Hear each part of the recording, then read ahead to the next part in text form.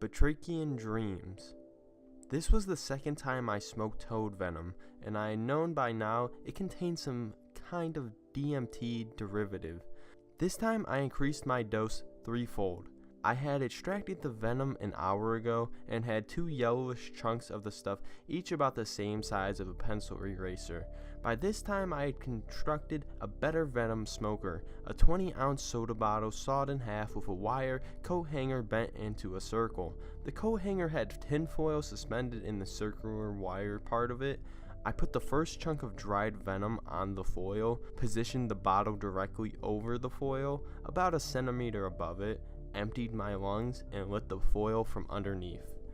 The venom crackled and blackened, and smoldered even without a constant flame. I have even been told a constant flame will burn it out too quick.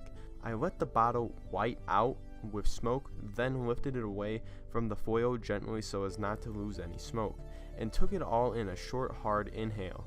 As the first piece was burning, I dropped the second hit on the foil and heated both. The smoke in the bottle this time was so thick it looked like you can swim in it. Again, short, hard inhale. I had hardly used all my lung capacity and had already done more buffooning than ever before.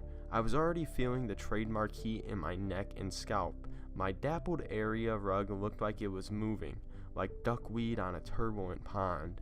On one more big hit, and I exhaled, almost passing out with the combination of dizziness and hallucination. The body effect was more like psilocybin this time, but the visuals were beyond anything I ever encountered before. I later found out the amount of venom I smoked was a heroic overdose. The fellow who supplied it was almost concerned for me. He thought what he gave me was for 2 or 3 people.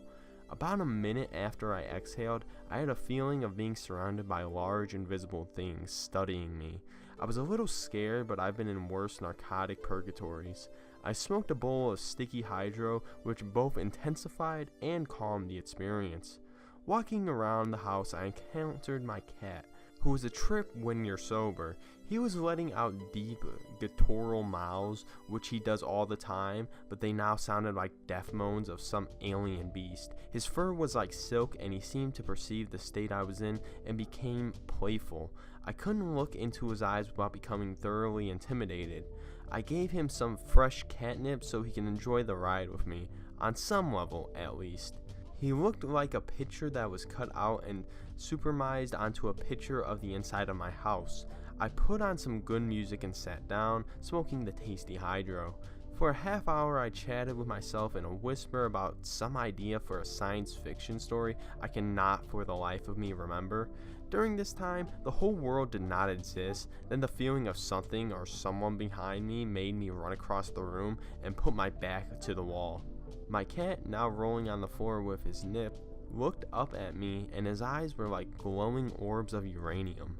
I looked around my room and everything seemed filthy.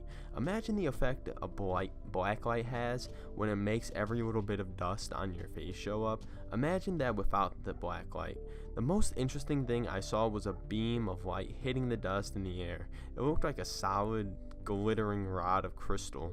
I tried to grab it and swear that for a second I felt something solid in my hand.